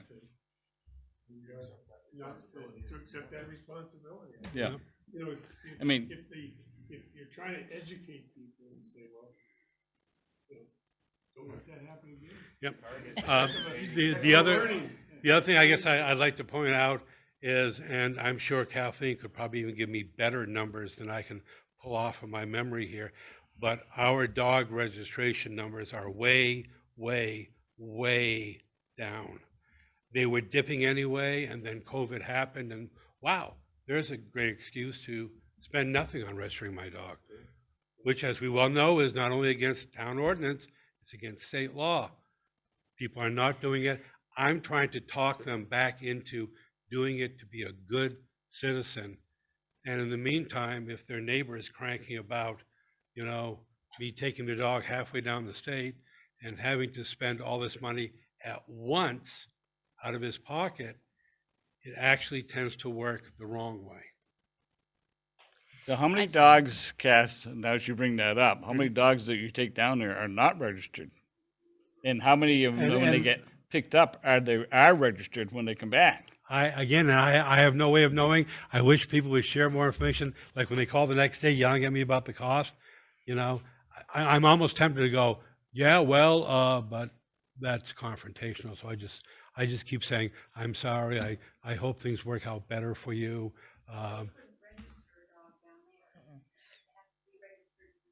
Yeah. Right. Yeah. That's what I said. But I after the. Yeah. Exactly. Yeah. So, all right, Bonnie, you had something before I jumped on. No, I was just going to say, I really worry about the dogs, honestly. I mean, because especially a day like we had today, even 90 minutes in this hot sun, they knock over the water. I don't think it's a great idea, honestly. You guys want to do it in winter, July? So I guess I have a question for you, Cass. I know at some places the police will keep a dog for 24 hours. There's no way they could just go to the police station for a while. I don't understand where they would put the dogs. They have no other facilities, and Dallas, you've been to our little BFPD here. That's that one little room. There's no room down there. I mean, I don't know. That's what I'm asking. No. The other thing is, and that's part of my other problem is, I don't know why. Well, I guess I do understand why, and it's just sad and frustrating. The majority of dogs I have specifically dropped off the police station, people have picked up in Westminster, in the town of Westminster. You mean the dog came from Westminster? On 121. Yeah. And people driving through just assume, well, I was just in Saxon's River and I'm coming up around the corner, and so of course I'll drop it off, never thinking that they're dropping it off in the wrong town. Right. But of course, I can't tell to look at the dog where he's come from. Usually they drop it off to the police. They may or may not tell the officer they're shoving the dog on where they found the dog exactly. Any chance, a vet in the area might help you out just for, That's why they have to go down. Oh, I'm sure they would, but the expenses there mount up very, very quickly. And a lot of them will tell you that they won't accept the responsibility. Right. Yeah. That's why we have to take them down there. We used to take them up to Bartonsville when Vinny ran that. Yeah, now they're in Chester. Yeah, and now that place is closed up, so. And then you take them out of town. I guess what and again, I certainly am here, with my hat in my hands with this idea, which, I have no idea, may or may not work. I guess the rhetorical question I'd like to leave with both boards is more and more dogs are running loose. I'm at a loss to understand what to do with them. I don't have room on my property, and if I did, I wouldn't put them there because I'm a town official, and the liability would be ferocious. We do not have a town pound like some of the older communities in New Hampshire still do. All I can do is to put them in my truck, run the air conditioning, attack social media, looking for a clue, hoping desperately my phone rings, and then basically after an hour and a half or so, still running them down to Dummerston, knowing full well that chances are they've just got out of somebody's back door. So I'm at a Uh, loss. I, to- I, I'm So gonna, you're done I'm with gonna, that? I'm gonna just close this discussion. I think we've kind of exhausted it at this Well, point. I thank you for your time. Rather to keep going on this, this is, you know, more of a town issue than the joint board, so. Looks like they're done. There we Thank go. you, Peter. Welcome, thanks. Thank you. I'm sure we'll talk again. All right, you go ahead back to the Madam Chairman. Yeah, well, I didn't want to say anything because, you know, Marital situation. yeah, well, Discuss. not just that, but it's mainly, it's a more town issue. No. It's not like, Yeah, the you're village right. wouldn't be contributing. That's It'd why be we should something try and that would be separate these things. Town articles, so- related, yeah. But exactly. anyway, All right, so that discussion's been, and I'm hoping that the public who'll see it on Fact TV later will think about that as they let their dogs run around without tags. Exactly. I think it's really important. I'm listening at the house where he constantly gets the calls from the police department.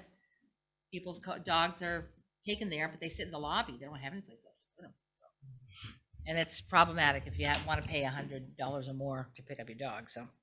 All right, on to the next item, which is Green Street handicap parking. This has mostly been dismissed by the ordinance committee and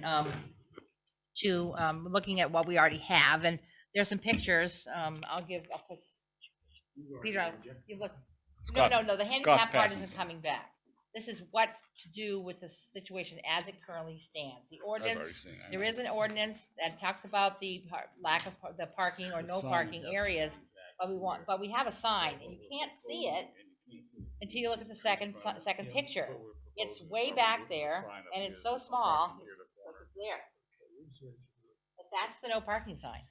And so handicap went away, but if there's a no parking to the corner, which is what that sign's supposed to say, people still parking there because they can't even see that sign, so. That's on the, looks like it's on the property. But no, it's in the it's this right one away. right here, I'm sorry. Oh, that I one pointed the there. wrong place. That one right there, but from that tree Okay. on the corner of the street. You can't see anything on this. If we move it 6 feet down from there, because of. So that's the ordinance discussion. now. I'll leave it to Scott 6 feet in to the speak driveway about the entrance. matter. So if we move it So- 6 feet off, it'll be in front of that tree. Oh. And then It's it a really, becomes it's a matter of sight enforcement. distance issue when people are trying to turn into or out of Green Street, you know, and it's hectic at times. You have people park and they run in, they run out.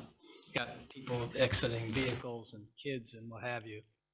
The idea is to try to open up as much of that at the end of the street as possible so that it's a little less congested. So one of the ideas we thought about was just putting a handicap space there, first of all, from a enforcement standpoint.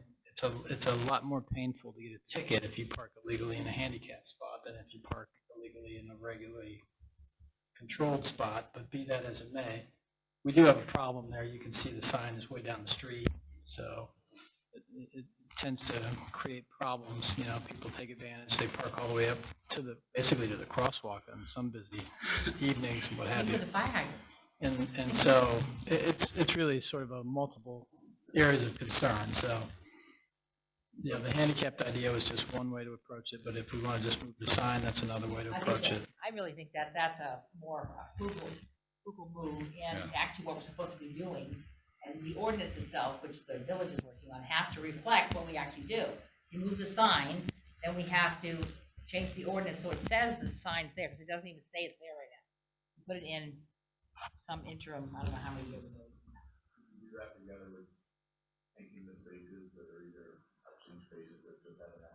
Right, yeah. Well, you can put the yellow paint, but to enforce, you gotta have the sign, otherwise. Yeah.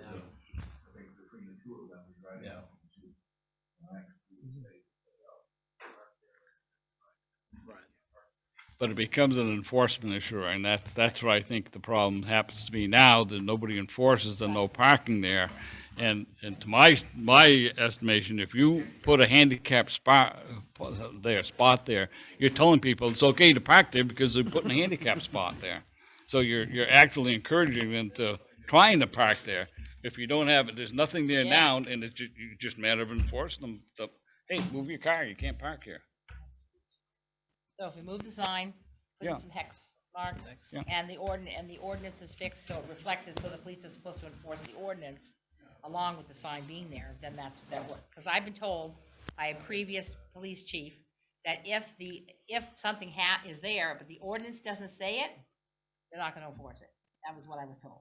So I'd Well, like you to can see- I'd enforce like it, to but see then, sign- you know, somebody will figure out and they'll get your ticket But dismissed. having more because- staff helps too. Yeah.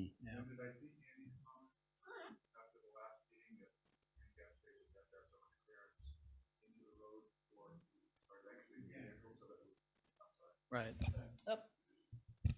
I was just commenting that I thought Andy had commented after our last meeting that handicap spaces needed certain amount of clearance into the road. Yeah, there are standards for that. That do this would not require- meet. Right. It depends on what, you're supposed to be able to handle a van, an unloading area for a van, that type of thing. So there are standards for all of that, away from the curb so that they have a flat surface, so. So there's moving definitely- the sign is a highway thing, and marking the road is a highway thing, so that is town.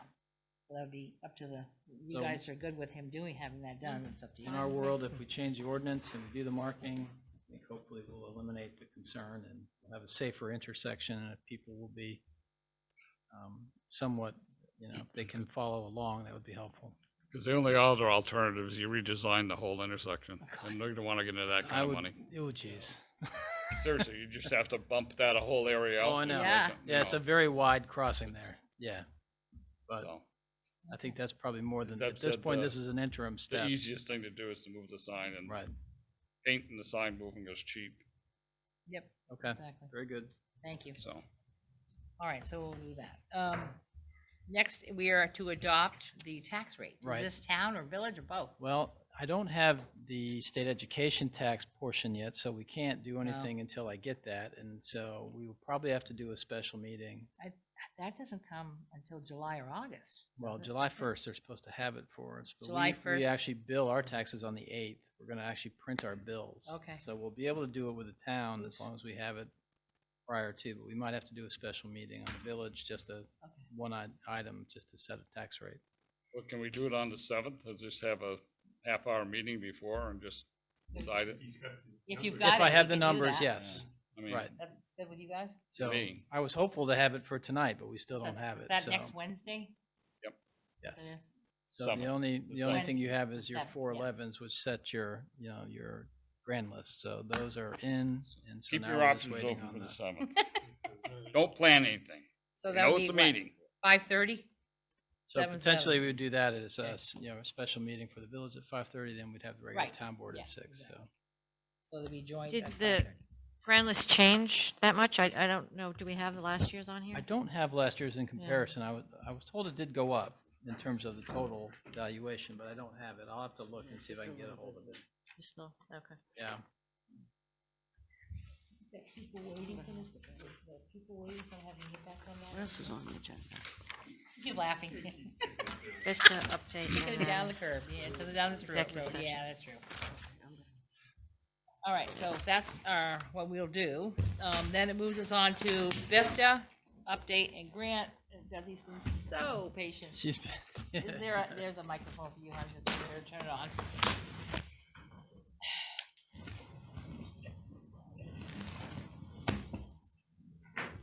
Thank you for having me. I'll be quick. I'll try not to read as fast as I do.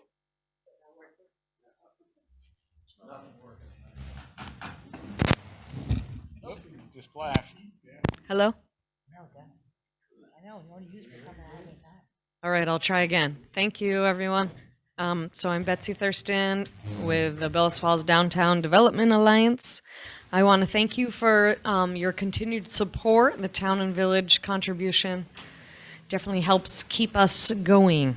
We are pleased to report we have really strong committees this year, growing volunteer support, but we are inviting at least 3 more businesses to volunteer to join our board.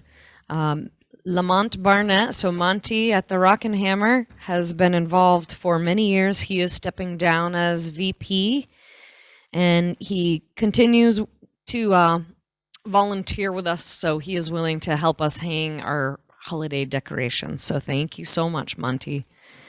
Our spring cleanup campaign has become a monthly event. We call it Keep BF Beautiful. Thank you, Jesse Amston, or Jesse Bashaw, for that name. Since May 2nd, our volunteers have cleaned the riverfront trail, refreshed the paint on downtown lampposts, cleaned the square and in front of the old Real Scoop and Miss Bellows Falls Diner. Our next cleanup date is set for Tuesday, July 20th at 5:30. We're meeting at the town hall, and our plan is to paint the railings and clean up the steps at Stairside.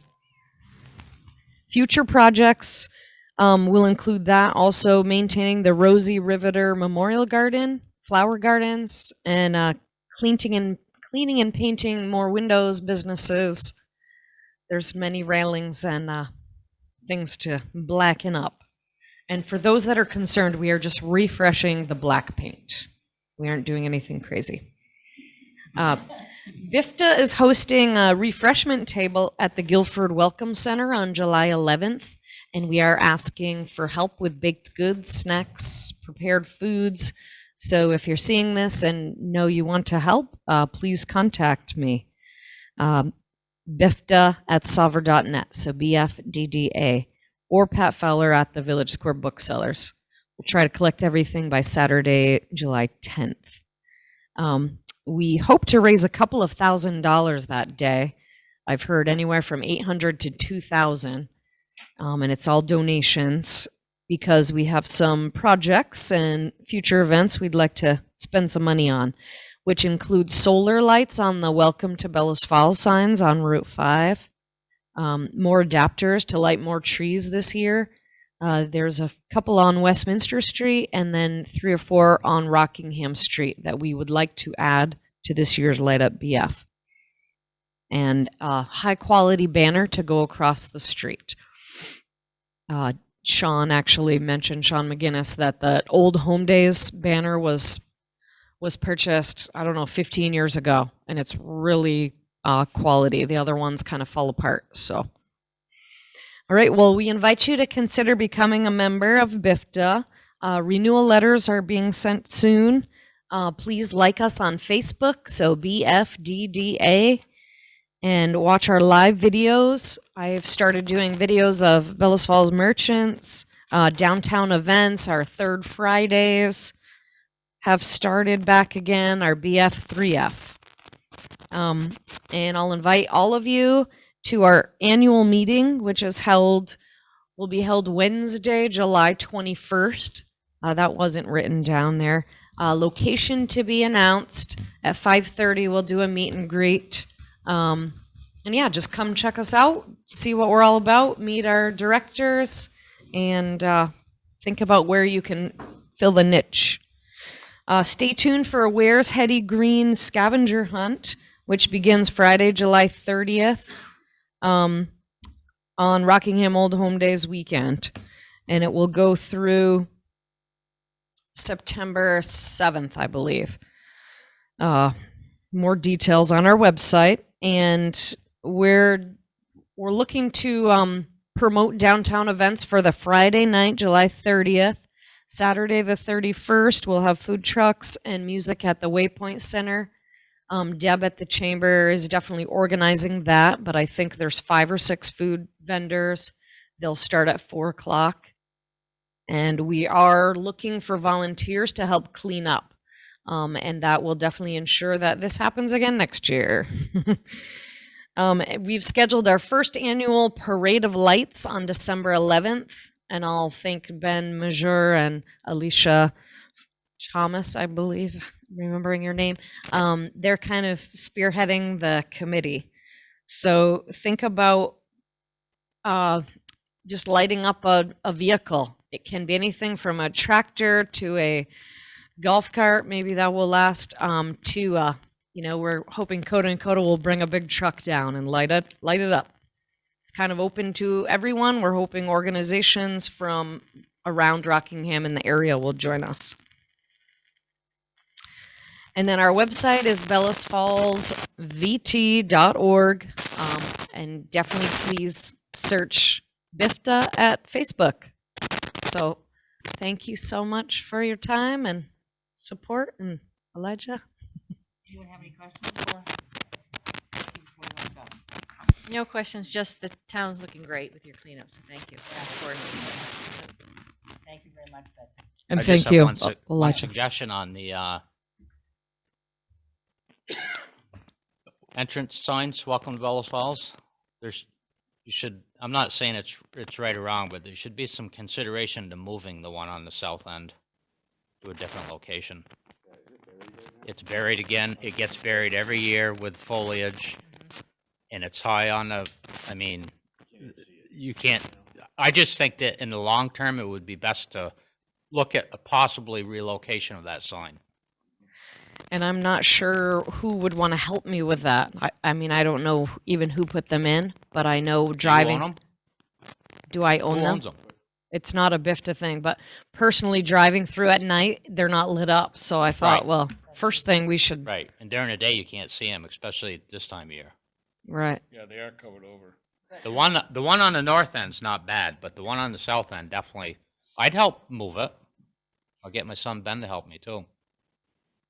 And I'm not sure where Public we could. property to put it on, or some volunteer, someone volunteering their property to put it on. Need a spot. Yeah.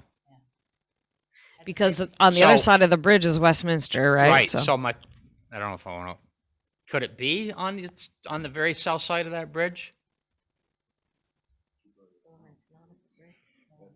Because there's a couple nice spots right there, just as you go over the bridge. You'd probably have to get permission to state in the right of way to put it up over there, I would think, unless you BDR. get over Yeah. on the There's gate. some nice spot there, BDR though. side over Well, there. you have some records on that, because Mary Hill and Hawthorne, I remember, did the application work for the one that's over in Walpole. Right. I don't think Because that BIFTA has belongs to that anything to railroad do property, with so we have those. to be up on that, so I don't know what it's like for the ones we have in our village, in the village, north and south. But she I might can have get some together records with you, on Wade, and try to help figure that out. that. Yeah. Yes, I'd be willing to as well. It's a new project. Once again, thank you, Betsy. Yeah, thank you. Review agenda items for the next meeting to be determined, which is September 30th, right? You already Definitely said. have something on for 66 seconds in, I think Yep. we talked about. Oh, no. The tax sale info, you're gonna Tax sale. get Yeah, that together? tax sale. Yeah, so there's at least 2 items already. We might have something on for the hydro at that point, I'm not sure. Is that FERC relicensing ever gonna get finished? It's really slow. I'd say, It we were seems talking like about it for it 2 years, I drags think. And drags and drags, so, yeah, that's why I'm not sure. There'll even be anything to talk about at that point. Okay. Let's see, next item is to review and approve orders, bills, and warrants, but I don't think we have any. Nope. So there's none of that. I have Um, 2 items for the previous one, Oh, what's that? if you want me to. Go ahead. for- Discuss. I'd like to put on there for the next joint board meeting, the topic of the Rockingham Town Fire Committee and / Saxon River Fire Department fire protection contract with the town of Athens. I think that needs to be on, it doesn't need to be a joint board. I No, don't it would believe be it's town, unless you're including the Bells Falls Village Fire Department. Is it all one, are all the fire departments on that one committee now? Well, the fire equipment committee does the Oh, business that's for right. everybody. I think Right, that's that's the different. first committee Wade was talking about. Okay. I think the Well, I second- can just make it the fire committee then, and then Right.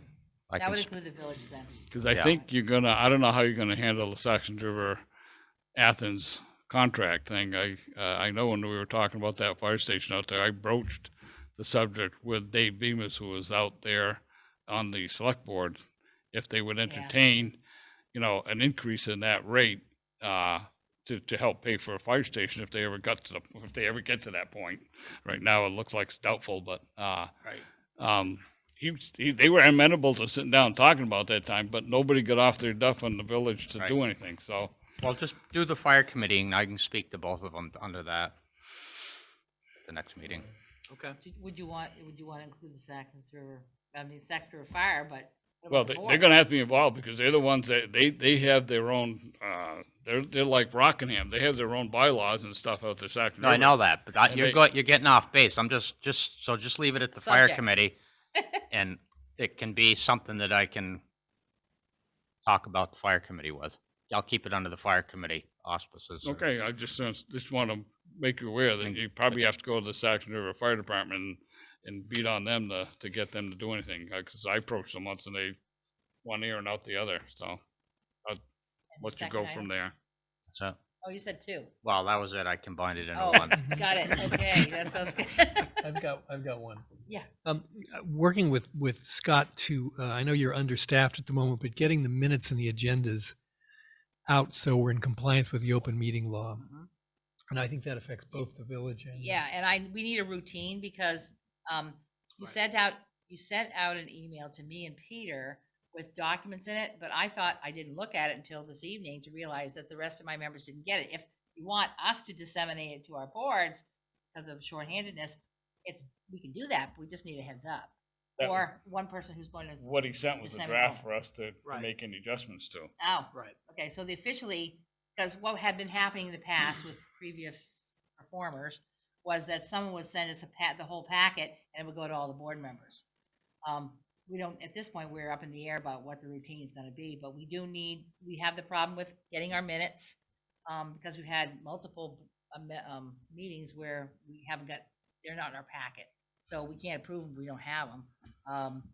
And then also getting all this distribution of materials, if you're going to do, I didn't get a packet. I printed what I had from you. Packets are up to the fire station. Yeah, well, so the routine is that now, because it used to be, okay, I'm saying, what's the routine now? Because it used to be the police department dropped them off. Previous meetings, I got them from the police department. And I have no problem with that, just make Right. sure that these are the rules, I got my follow last, the rules. I got my last one at the fire station. Right. That's Yeah. great, except So- I need to know We'll- what the we'll- rules are. What are we gonna do we'll from now on standardize. forward?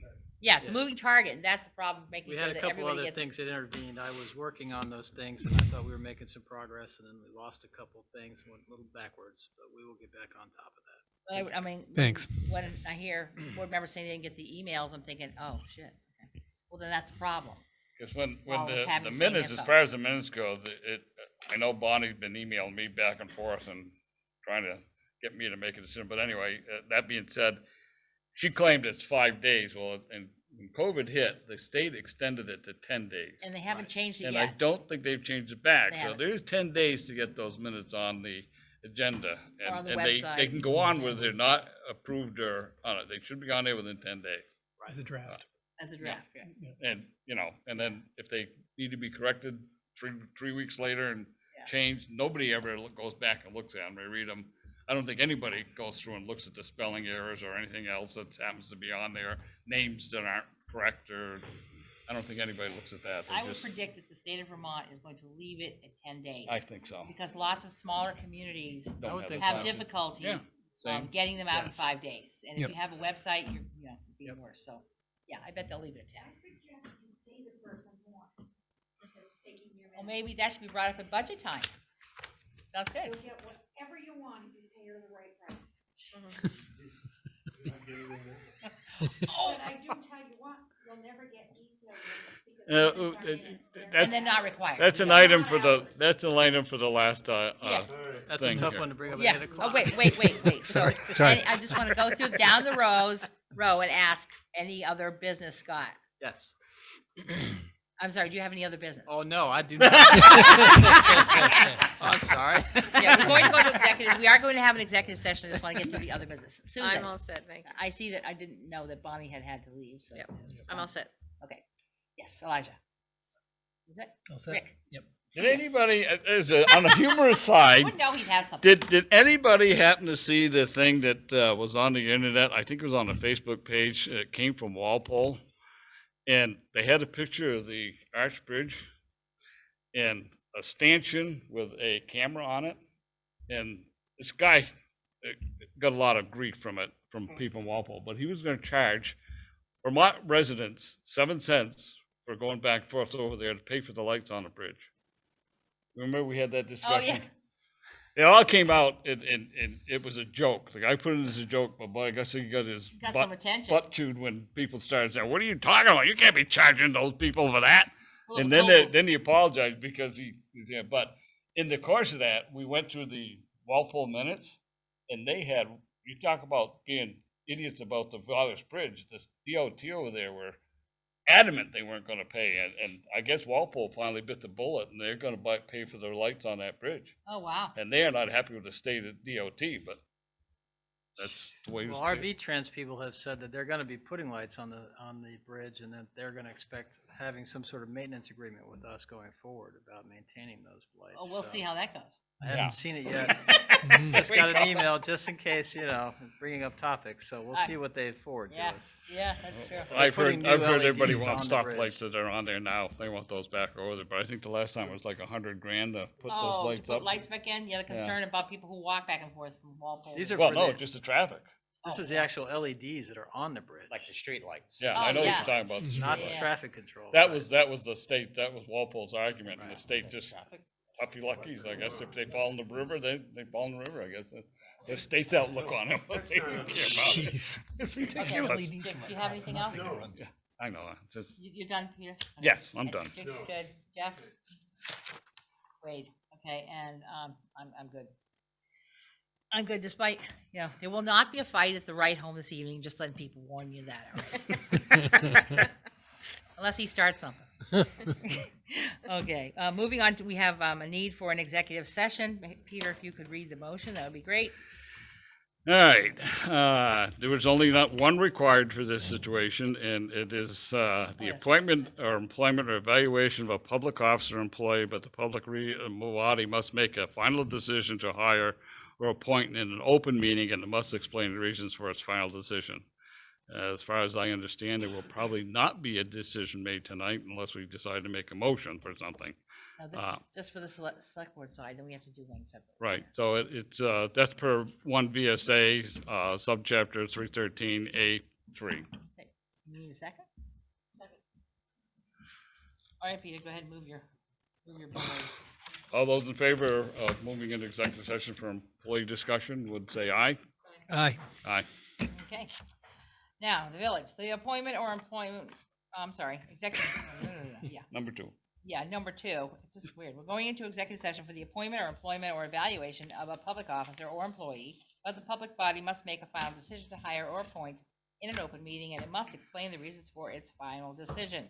1 VSA 313A3. Okay, all those in favor, please say aye. Aye. I'm sorry, I meant to go down here and say I move that. That's why it was weird. Yeah. And the managers. And then, I'm sorry, and we Yeah, need to invite the invite manager. the manager, yes. Yeah. Yes, now, good night.